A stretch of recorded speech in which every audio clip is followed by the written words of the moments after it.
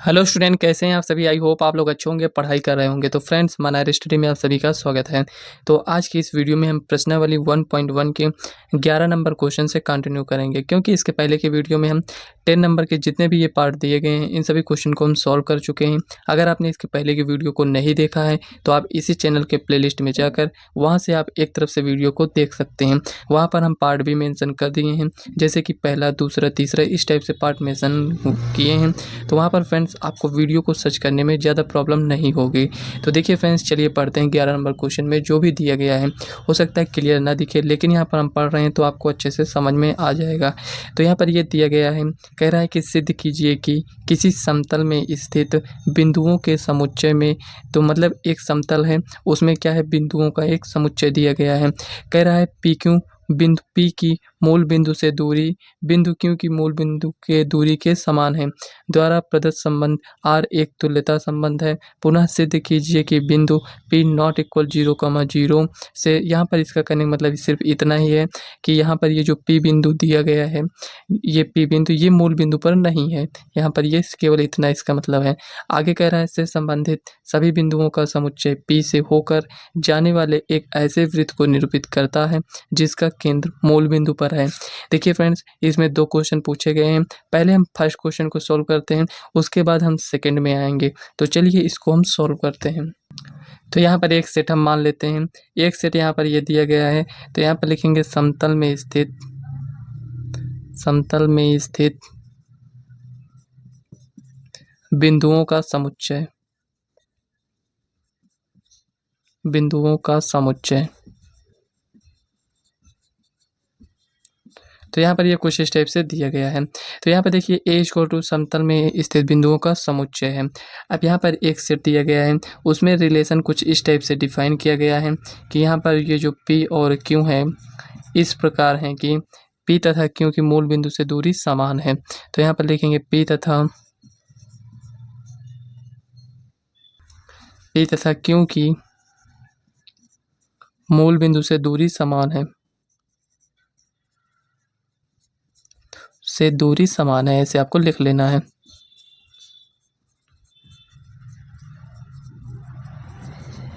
ये हो गया। अब यहाँ पर देखिए आपको इसमें क्या सिद्ध करना है, तुल्यता संबंध सिद्ध करना है। तो इसका मतलब ये स्वतुल्य, सममित और संक्रामक सब होगा। तो यहाँ पर हम 3 पार्ट में इसको हम डिवाइड करेंगे। तो यहाँ पर आकर समझेंगे स्वतुल्य के लिए। देखिए फ्रेंड्स, पी तथा क्यू की मूल बिंदु से दूरी समान का मतलब सिर्फ और सिर्फ ये इतना हुआ कि यहाँ पर ये मूल बिंदु हो जाता है जो कि फ्रेंड्स 0,0 होता है। ये है कोई बिंदु यहाँ पर पी है और यहीं पर मान लेते हैं कोई बिंदु क्यू है, या फिर आप इधर भी मान सकते हैं कोई बिंदु यहाँ पर क्यू है।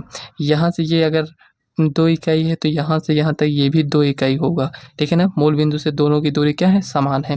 तो यहाँ पर लिखेंगे स्वतुल्य के लिए। स्वतुल्य क्या कहता है यहाँ पर, तो स्वतुल्य यहाँ पर कहता है प्रत्येक पी बिलोंग्स टू क्या हो जाएगा, ए। एक बिंदु हम यहाँ पर पी ले रहे हैं, तो यहाँ पर पी की जितनी दूरी होगी मूल बिंदु से उतना पी का पी से भी होगा, क्योंकि जो यहाँ पर लिखते हैं वही यहाँ पर भी लिखते हैं। तो ये क्या हो जाएगा, बिलोंग्स टू आर होगा। तो यहाँ पर लिखेंगे अतः संबंध स्वतुल्य है, ये हो गया सिंपल। तो यहाँ पर आपको ऐसे इसको सॉल्व कर देना है। तो यहाँ पर देखिए ये प्रत्येक p बिलोंग्स टू a हो जाएगा, यहाँ से हम लिए हैं। अब यहाँ पर p बिलोंग्स टू r, मतलब कि जितना इसका मूल बिंदु से दूरी है उतना इसका भी मूल बिंदु से दूरी समान है। अब यहाँ पर आते हैं सममित। अब यहाँ पर क्या होता है, मान लेते हैं p, q belongs to a है। तो यहाँ पर देखिए p, q belongs to r है। यहाँ पर ये है मतलब p तथा q की मूल बिंदु से दूरी, यहाँ पर कहने मतलब यहाँ पर ये हुआ कि p की मूल बिंदु से दूरी q की मूल बिंदु से दूरी के समान है। अब यहाँ पर जो लिखेंगे, अगर यहाँ से देखिए जो यहाँ पर ये बना है, यहाँ से p और यहाँ से ये q, अगर ये दोनों दूरी कितना है, 2 इकाई है। ऐसे एग्जांपल ले लेते हैं, 2 इकाई है। तो यहाँ पर क्या हो जाएगा कि इसका भी 2 इकाई है, इसका भी 2 इकाई है मूल बिंदु से। तो जो हम पहले इसको लिखे थे इसको बाद में भी तो लिख सकते हैं। हम जो कह रहे हैं कि जितना मूल बिंदु से दूरी p की है उतना q का भी है। हम ये भी तो कह सकते हैं कि जितना दूरी q का है उतना दूरी p का भी है मूल बिंदु से, ये भी अपोजिट भी कह सकते हैं। तो सममित में हम क्या देखते हैं, अपोजिट ही तो देखते हैं।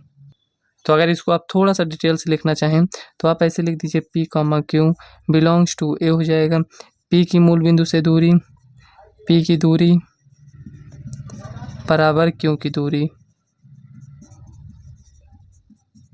ये हो जाएगा। मतलब कि P comma Q belongs to R, ये हो गया। तथा Q की मूल बिंदु से दूरी, Q की मूल बिंदु आपको यहाँ पर लिख देना है, मूल बिंदु से दूरी, यहाँ पर भी आपको लिख देना है मूल बिंदु, P की मूल बिंदु से दूरी, ये आपको यहाँ पर भी लिख देना है। क्योंकि मूल बिंदु से दूरी, क्योंकि मूल बिंदु से दूरी इक्वल टू हो जाएगा P की मूल बिंदु से दूरी, मूल बिंदु से दूरी, दूरी यहाँ पर बराबर है। तो यहाँ पर क्या हो जाएगा Q comma P belongs to R, अतः यहाँ पर क्या हो जाएगा ये, अतः सममित है, सममित है, ये हो गया। इस टाइप से आपको लिखना है। तो चलिए संक्रामक देख लेते हैं। यहीं पर हम संक्रामक को नोट करते हैं। तो संक्रामक के लिए हमें 3 लेना पड़ेगा, 3 बिंदु। तो यहाँ पर P Q और R, यहाँ पर ये 3 बिंदु लेते हैं।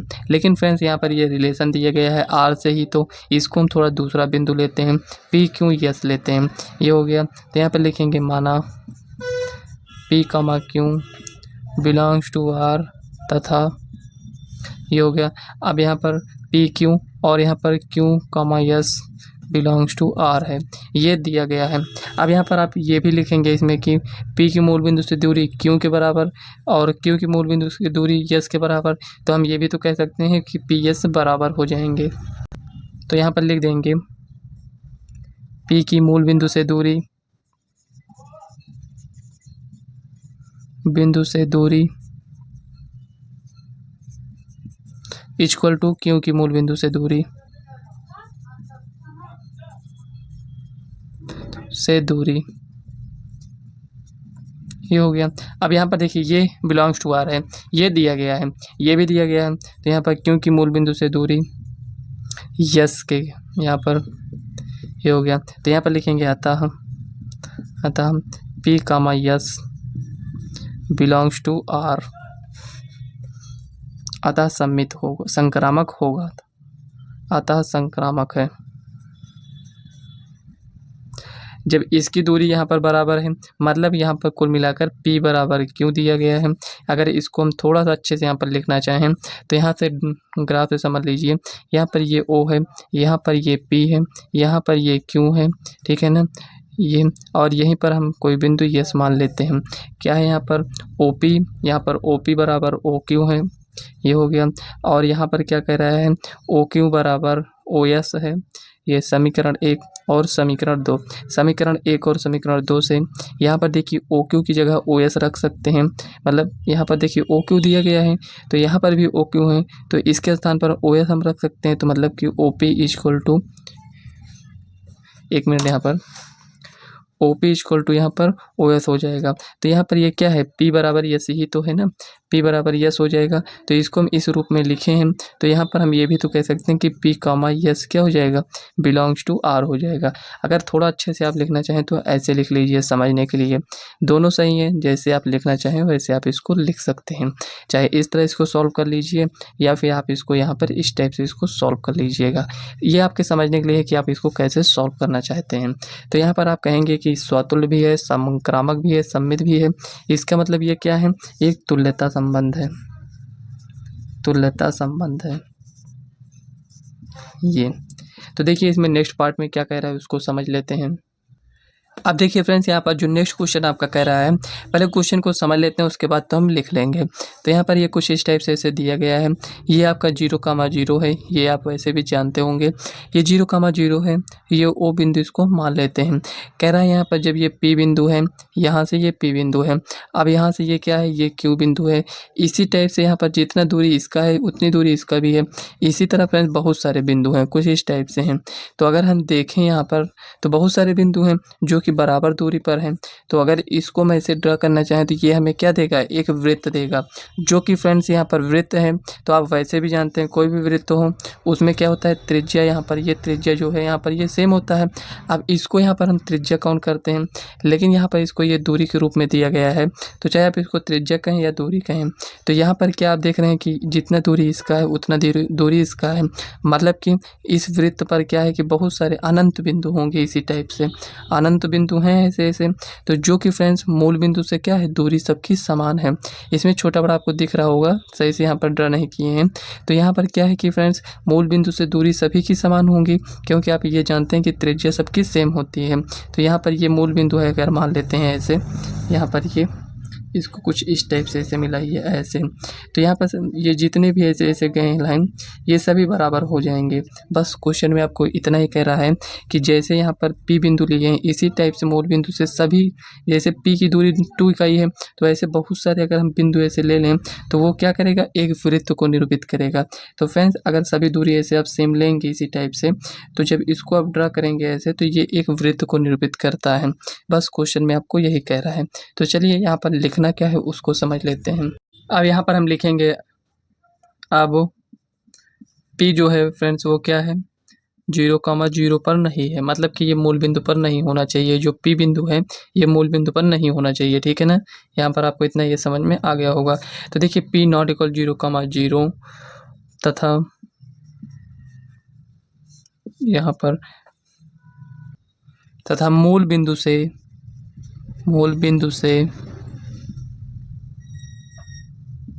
वह दूरी लेते हैं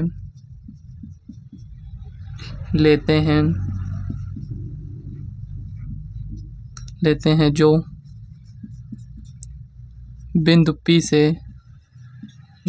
बिंदु P इक्वल टू, मान लेते हैं यहाँ पर बिंदु P है, ठीक है ना।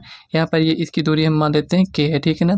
बिंदु P बराबर यहाँ पर K के बराबर है। तो यहाँ पर लिखेंगे से वह दूरी लेते हैं जो बिंदु P बराबर K से समान दूरी पर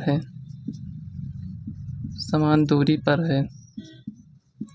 मतलब कि यहाँ पर जैसे ये P बिंदु लिए, इसी टाइप से हम बहुत सारे बिंदु लेंगे ऐसे ऐसे, ठीक है ना। समान दूरी पर है, वह एक वृत्त को निरूपित करता है, वह एक वृत्त को निरूपित करता है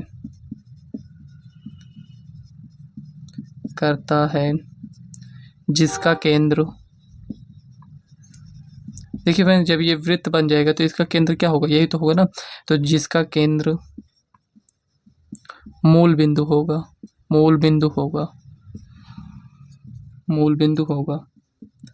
बस आपको थोड़ा सा इसमें समझना है और उसी को आपको लिख देना है। तो चलिए नेक्स्ट क्वेश्चन देखते हैं क्या दिया गया है। तो यहाँ पर देखिए 12 नंबर क्वेश्चन में इसमें कह रहा है, सिद्ध कीजिए कि समस्त त्रिभुजों के समुच्चय A में एक सेट है जिसमें समस्त त्रिभुज, मतलब बहुत सारे त्रिभुज हैं, कई प्रकार के त्रिभुज उसमें हैं, लेकिन उसमें से एक रिलेशन बनाया जाता है जिसमें कह रहा है कि T1 T2 के समरूप है, द्वारा परिभाषित संबंध R एक तुल्यता संबंध है। भुजाओं, अब देखिए यहाँ से एक क्वेश्चन आपका कंप्लीट होता है, दूसरा क्वेश्चन अब स्टार्ट हो जाएगा। तो यहाँ पर कह रहे हैं भुजाओं 3, 4, 5 वाले समकोण त्रिभुज T1, भुजाओं 5, 12, 13 वाले समकोण त्रिभुज T2 तथा भुजाओं 6, 8, 10 वाले समकोण त्रिभुज T3 पर विचार कीजिए।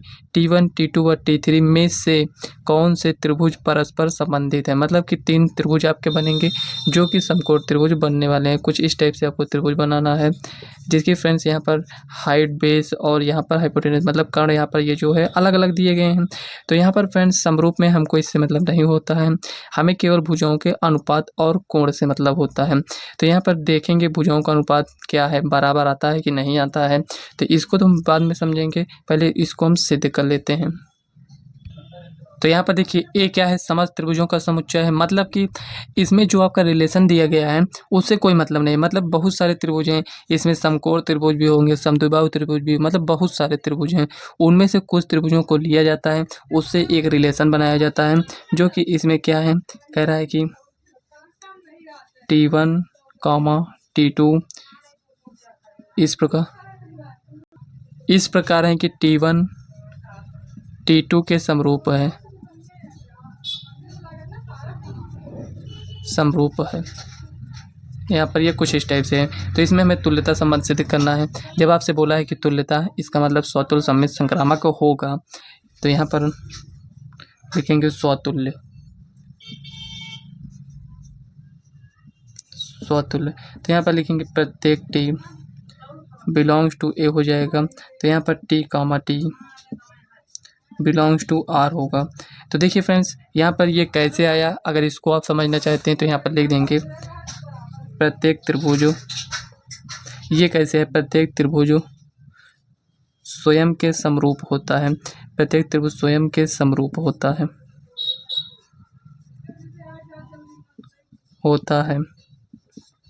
ये है, मतलब कि ये क्या हो जाएगा, आपका स्वतुल्य होगा।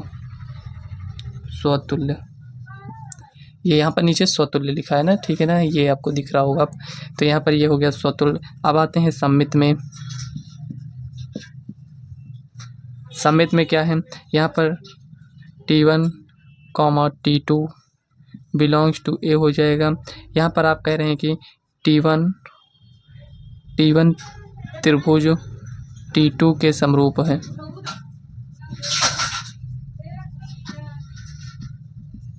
T1 त्रिभुज T2 के समरूप है।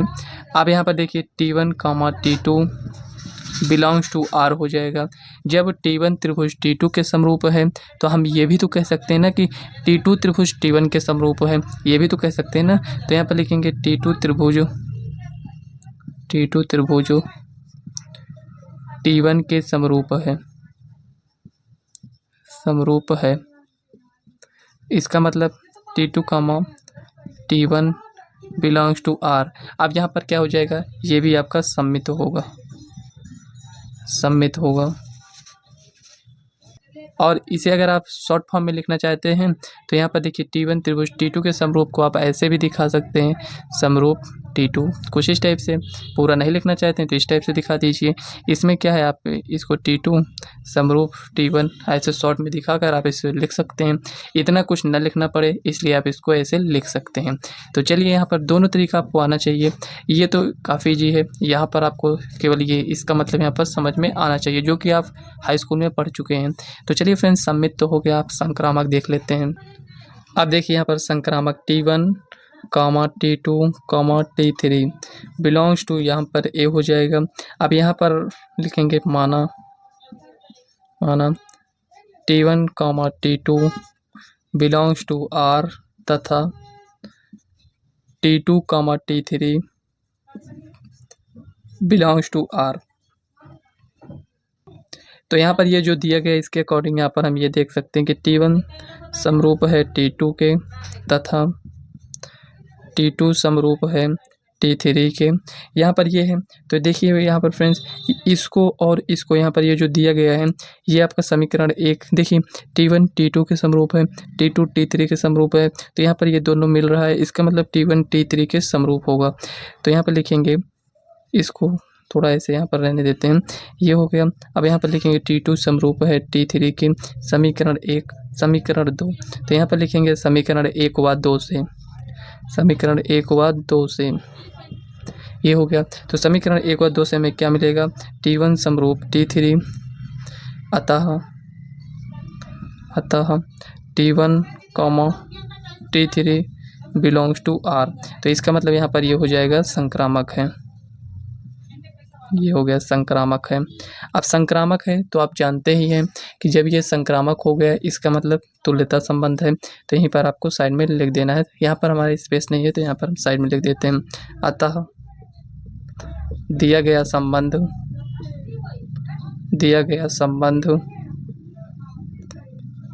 एक तुल्यता संबंध है, कुछ इस टाइप से आपको यहाँ पर लिख लेना है। देखिए यहाँ पर ये क्वेश्चन आपका कंप्लीट हो चुका है। तो इसी का जो सेकंड पार्ट है उसको समझते हैं। अब यहाँ पर देखिए फ्रेंड्स, ये जो आपका T1, T2 और यहाँ पर T3 जो आपके ये त्रिभुज दिए गए हैं, कुछ इस टाइप से बना रहे हैं। यहाँ पर त्रिभुज, ये फर्स्ट त्रिभुज हो गया, यहाँ पर ये सेकंड त्रिभुज हो गया, यहाँ पर ये थर्ड त्रिभुज हो गया। ये कुछ इस टाइप से है। हो सकता है आपको एक जैसे दिखे लेकिन एक जैसे नहीं है, सबकी लंबाई यहाँ पर अलग अलग है। तो यहाँ पर देखिए ये T1 है, ये T2 है, ये T3 है। जो ये सेकंड क्वेश्चन है आपका, इसमें ये जो दिया गया है इसको पहले हम लिख लेते हैं। तो यहाँ पर देखिए फ्रेंड्स T1 T2 T3, अब इसको हम चेक करेंगे कि यहाँ पर T1 ये आपका समकोण है, ठीक है ना, ये इतना। अब यहाँ पर कह रहा है किस प्रकार संबंधित हैं, मतलब यहाँ पर क्वेश्चन में क्या था, T1 T2 के मतलब समरूप हमको दिखाना है इसमें कि T1 T2 समरूप है, T1 समरूप T2 है, और यहाँ पर T1 समरूप T3 है, या फिर T2 समरूप T2 समरूप T3। यहाँ पर देखिए 3 कंडीशन है। यहाँ पर देखते हैं कि कौन सा इसमें फॉलो करता है। इनमें से एक ही आपका आंसर होगा, तो आपको इसमें चेक करना है। तो देखिए फ्रेंड्स, यहाँ पर अगर आप देखें तो समरूप में हम क्या दिखाते हैं, सेम कोण और सेम भुजाएं। यहाँ पर देखिए जितना ये कोण है उतना ये भी होना चाहिए अगर समरूप है तो। और भुजाएं क्या होती हैं, अनुपातिक होती हैं। तो यहाँ पर हम चेक कर लेते हैं, 3 बटे में यहाँ पर क्या हो जाएगा 5 बराबर 4 बटे में 12। आप देख सकते हैं यहाँ पर 3 बटे में 5 और 4 बटे में 12, अगर इसको हम कैंसिल भी करेंगे तो 1/3 नॉट इक्वल, मतलब T1 T2 से संबंधित नहीं है, ये तो नहीं हो सकता है। इससे मैं यहाँ पर ये समझ में आ गया। अब इसमें आते हैं T1 T3 को चेक कर लेते हैं। 3/6 इक्वल टू यहाँ पर 4/8 इक्वल टू 5/10, यहाँ पर ये। तो देखिए इसको कैंसिल करेंगे तो 1/2, कैंसिल करेंगे 1/2, कैंसिल करेंगे 1/2, इसका मतलब ये सही है। अब इसको आप चेक कर लीजिए, 5 बटे में 6 हो जाएगा इक्वल टू 12 बटे में 8, 4 दूनी 8, 4 तीन 12। देखिए 3/2 5/6 के बराबर हो सकता है, नहीं हो सकता है। इसका मतलब फ्रेंड्स ये भी नहीं होगा। यही दूसरा कंडीशन आपका फॉलो कर रहा है, मतलब T1 T3 के समरूप होगा, यही आपको इसमें बताना। तो यहाँ पर तीनों त्रिभुज किस प्रकार से संबंधित हैं, T1 समरूप होगा T3 के, यही आपका आंसर हो जाएगा, यही आपका फाइनल आंसर है। और तो यहाँ पर कोई संबंधित नहीं था, केवल T1 T3 से संबंधित है बस। तो यहाँ पर फ्रेंड्स ये क्वेश्चन आपका कंप्लीट हो गया। तो चलिए नेक्स्ट क्वेश्चन देखते हैं क्या है। तो यहाँ पर 13 नंबर क्वेश्चन देखिए, इसमें लिखा है, कह रहा है सिद्ध कीजिए कि समस्त बहुभुजों के समुच्चय। बहुभुज मतलब फ्रेंड्स यहाँ पर कुछ भी हो सकता है, आपका त्रिभुज भी हो सकता है। त्रिभुज भी एक बहुभुज है जिसमें 3 भुजा है। चतुर्भुज भी हो सकता है जिसमें 4 भुजा है। ऐसे से फ्रेंड्स कई सारी आकृतियाँ इसमें आ सकती हैं। मतलब बहुभुज कह रहा है इसमें, मतलब कि जो समुच्चय दिया गया है उसमें बहुत सारे त्रिभुज भी हो सकते हैं और चतुर्भुज भी हो सकते हैं। ऐसे ऐसे मतलब बहुत सारे पंचभुज, मतलब ऐसे षष्ठभुज कुछ भी हो सकता है। अब इसमें आगे क्या कह रहा है उसको देखते हैं। कह रहा है कि सिद्ध कीजिए कि समस्त बहुभुजों के समुच्चय ए में ए एक समुच्चय है, और आपका रिलेशन कुछ इस टाइप से बन रहा है। कह रहा है कि P1 P2 इस प्रकार है कि P1 तथा P2 की भुजाओं की संख्या समान है। प्रकार से परिभाषित संबंध R एक तुल्यता संबंध है।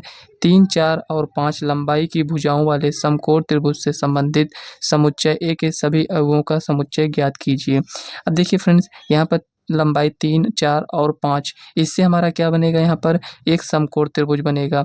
तो यहाँ पर कह रहा है समकोण त्रिभुज से संबंधित जो समुच्चय होगा के सभी अवयवों का समुच्चय ज्ञात कीजिए। मतलब कि अगर 3 भुजा है तो फ्रेंड्स उसमें क्या बनेगा, एक त्रिभुज ही बनेगा। तो यहाँ पर ये जो ए आपका समुच्चय होगा, ये क्या होगा, ए एक त्रिभुज का समुच्चय होगा, मतलब ए इक्वल टू त्रिभुजों का समुच्चय। केवल ये आपका आंसर हो जाएगा। लेकिन सबसे पहले हम यहाँ पर फर्स्ट क्वेश्चन को सॉल्व करते हैं। सेकंड में भी कुछ नहीं है, केवल आपको इतना ही लिख देना था। तो चलिए यहाँ पर ये जो कह रहा है इसको हम लिखते हैं।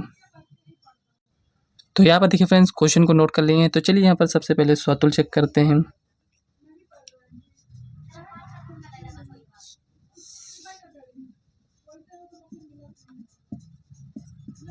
सममित, और यहाँ पर हम संक्रामक को चेक करेंगे। ये देखिए, अब यहाँ पर स्वतुल में क्या होगा, तो यहाँ पर लिखेंगे प्रत्येक P बिलोंग्स टू, यहाँ पर ये आपका A हो जाएगा, ये हो गया। अब यहाँ पर प्रत्येक P बिलोंग्स टू A। अब देखिए यहाँ पर P1 तथा P2 की भुजाओं की संख्या समान है। मतलब यहाँ पर क्वेश्चन में कह के आ रहा है कि अगर आप त्रिभुज ले रहे हैं तो त्रिभुज ही लीजिए, अगर चतुर्भुज ले रहे हैं तो चतुर्भुज लीजिए। मतलब कि ये जो P1 P2, ये P1 हो गया, ये P2, ये आपका नहीं चलेगा। तो देखिए फ्रेंड्स, यहाँ पर आप ये समझ चुके होंगे कि मतलब कि अगर हम यहाँ पर त्रिभुज P1 ले रहे हैं तो यहाँ पर जो भी होगा उसे हम P2 मानेंगे। मतलब कि भुजाओं की संख्या समान होनी चाहिए। जैसे त्रिभुज में 3 भुजा है, इसमें भी 3 है, लेकिन इसमें 3 है, इसमें 4 है, तो इस आकृति को हमें नहीं लेना है। जो भी हम आकृति लेंगे दोनों सेम होनी चाहिए। तो यहाँ पर देखिए प्रत्येक P बिलोंग्स टू ए हो जाएगा। तो यहाँ पर देखिए जितना इसमें है भुजाओं की संख्या उतना इसमें भी होगा, क्योंकि दोनों क्या है सेम ही तो है। तो यहाँ पर बिलोंग्स टू आर हो जाएगा। तो अतः यहाँ पर ये क्या हो जाएगा, स्वतुल्य है, अतः स्वतुल्य है। अब आते हैं सममित में। तो यहाँ पर P1 comma P2 belongs to A हो जाएगा। तो यहाँ पर लिखेंगे P1 comma P2 belongs to are है। ये हो गया, मतलब कि P1 बराबर P2 है।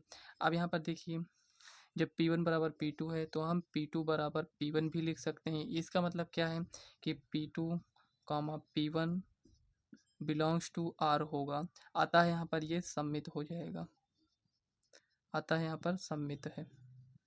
ये हो गया। यहाँ पर हो सकता है ना दिख रहा हो, यहाँ पर अतः सम्मित है, ठीक है ना। ये आप संक्रामक में आते हैं तो देखिए P1 comma P2 comma P3 belongs to यहाँ पर ए हो जाएगा। तो यहाँ पर लिखेंगे माना, मतलब कि ये आपका दिया गया होता है पहले से। P1 comma P2 belongs to are, और यहाँ पर लिखेंगे तथा P2 comma P3 belongs to are.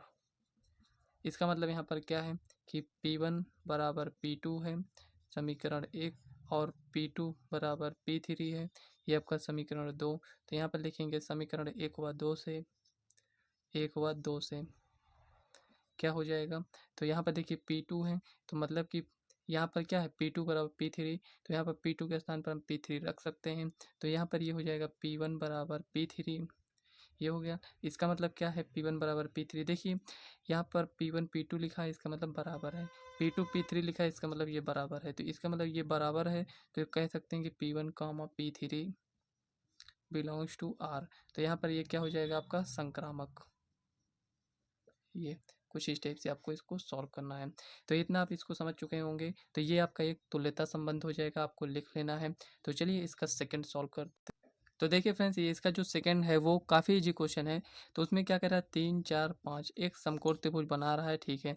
लेकिन यहाँ पर ये कह रहा है कि ये जो ए होगा ये क्या होगा। तो यहाँ पर ये 3 4 5 है, मतलब कि ये अगर 3 भुजा है इसमें, तो ये एक त्रिभुज का निर्माण करेगा, ये एक त्रिभुज बनाएगा। तो इसका मतलब कि हमें ये देखना है कि 3 भुजाओं वाली जो आकृतियाँ होंगी वो क्या होंगी, त्रिभुज होंगी। तो यहाँ पर ये जो ए सेट होगा, एक एक जो समुच्चय होगा वो क्या होगा, क्योंकि यहाँ पर ये बहुभुजों का समुच्चय है ये जो दिया गया है। तो इसमें से अगर हम कुछ इस टाइप से अगर देखें तो बहुभुजों में ये हम आपको पहले भी बता चुके हैं। तो इसमें से हमें कुछ ऐसी आकृतियों को लेना है कि जिसमें 3 भुजाएँ हो, जिसमें 3 भुजाएँ हो वो कौन सी आकृति होगी, त्रिभुज होगा। तो यहाँ पर एक क्या हो जाएगा, समस्त त्रिभुजों का समुच्चय, समस्त त्रिभुजों का समुच्चय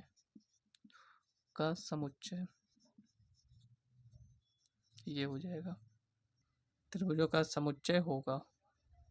बस यही आपको यहाँ पर लिखना है। मतलब 3 4 5 इससे मिलकर ये जो होगा, मान लेते हैं ये 3 ये 4 5, तो 3 भुजा है, इसे हमें त्रिभुज यहाँ पर बन रहा है। तो जो आपका यहाँ पर ये एक समुच्चय होगा वो समस्त त्रिभुजों का समुच्चय होगा। तो ये फ्रेंड्स क्वेश्चन सॉल्व हो चुका है। तो चलिए नेक्स्ट क्वेश्चन देखते हैं क्या दिया गया है। तो यहाँ पर देखिए 14 नंबर क्वेश्चन इसमें दिया गया है।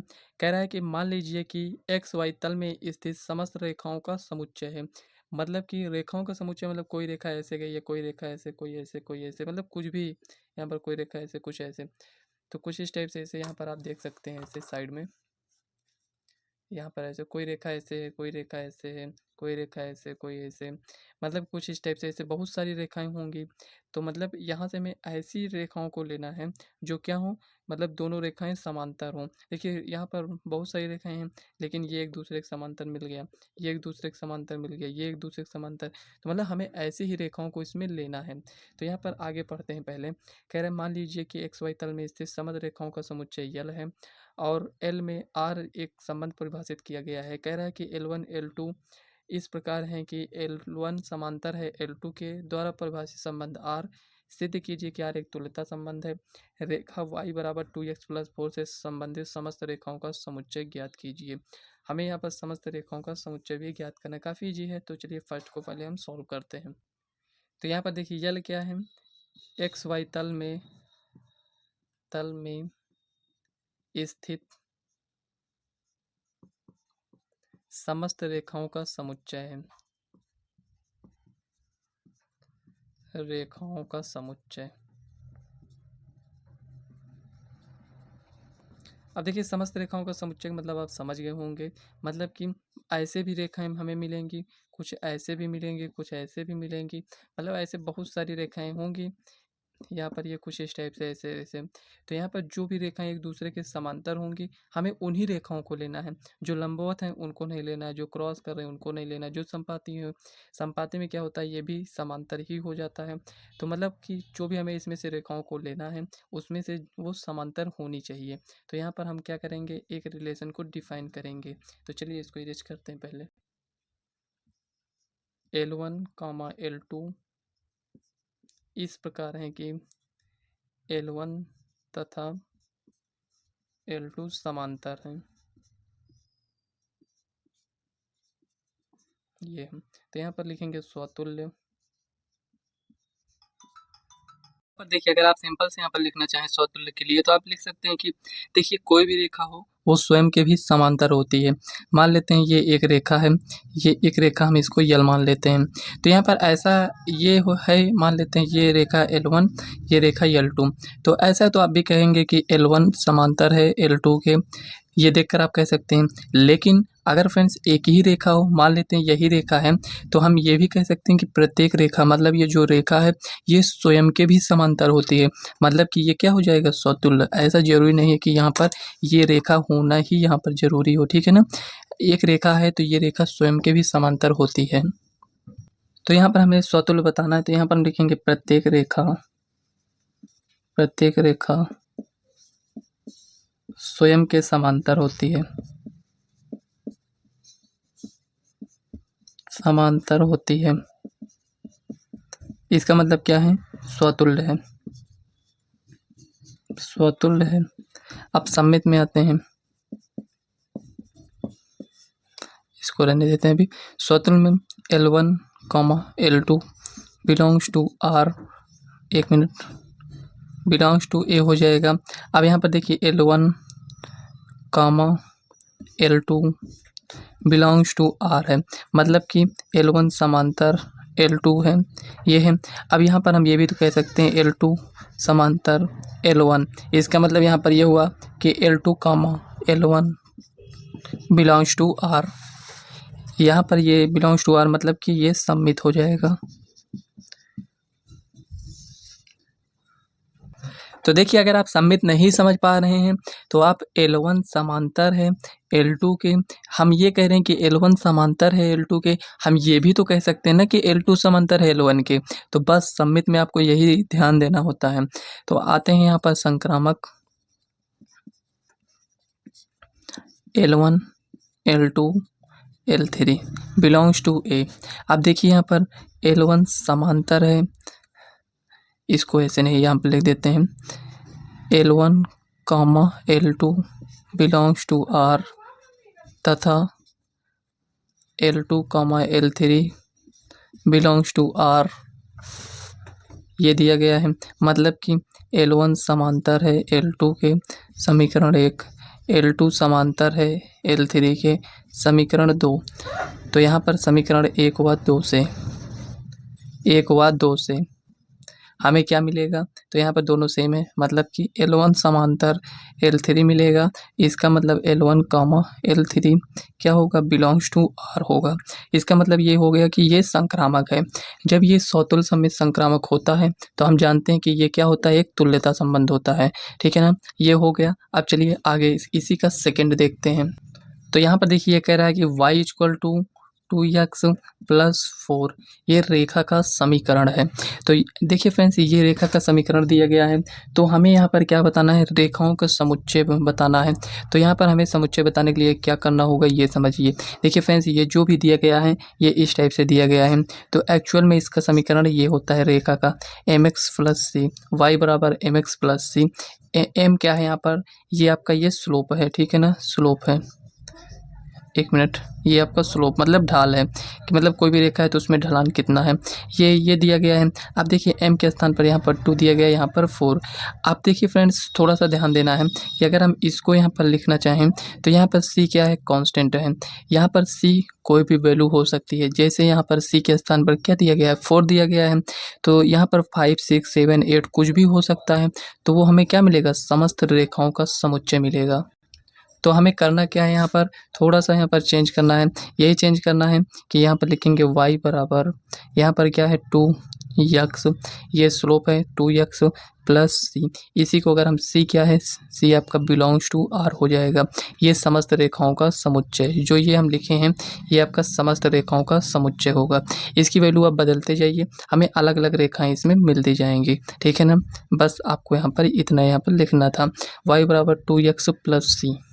तो ये क्वेश्चन फ्रेंड्स आपका कंप्लीट हो गया। तो चलिए नेक्स्ट क्वेश्चन देखते हैं क्या दिया गया है।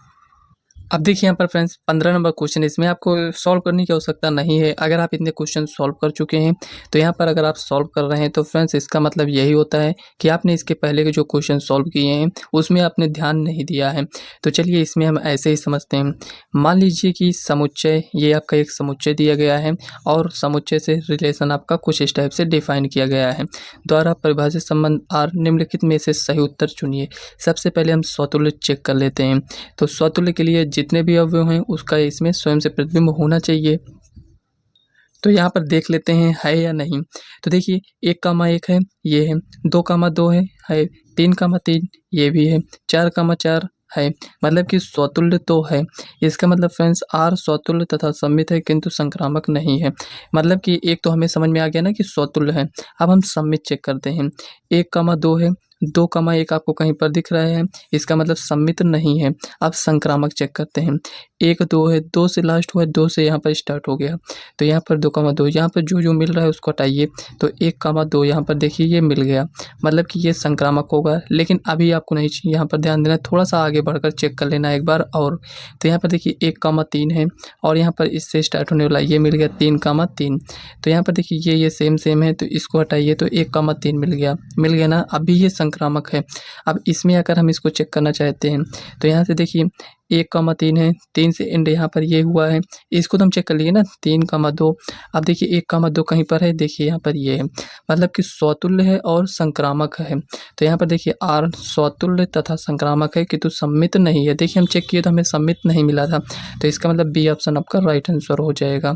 अब इसमें कह रहा है मान लीजिए कि समुच्चय n में r = a, b इस प्रकार है कि b का मान 6 से ज़्यादा होना चाहिए। तो यहाँ पर देखिए ये आपका a है, ये b है, ये a है, ये b है। देखिए इसी टाइप से लिखा है ना इसमें, ये a b ये हो गया ना। अब देखिए इसमें हम वैल्यू को पुट करते हैं। b का मान 6 से ज़्यादा होना चाहिए। क्या इसमें 6 से ज़्यादा है कहीं? ये 4 है, तो b का मान 6 से ज़्यादा बोला है ना, तो ये 4 है तो छोटा है। यहाँ पर देखिए 6 से ज़्यादा, यहाँ पर ये मिल गया, तो यहाँ पर 8 है, तो b का मान यहाँ पर हम 8 रखते हैं। तो 8 में से 2 जाएगा तो कितना बचेगा? 6, जो कि फ्रेंड्स यहाँ पर ये 3 दिया गया। हो सकता है ना समझ में आ रहा हो, तो चलिए इसको हम लिखते हैं पहले। तो यहाँ पर देखिए अगर हम यहाँ पर फ्रेंड्स सेकंड का यहाँ पर रखते हैं तो a का मान कितना है? 3 है, और यहाँ पर देखिए b का मान कितना है? 8 - 2, 3 = 6। क्या ये बराबर है? नहीं है, इसका मतलब बी ऑप्शन नहीं होगा।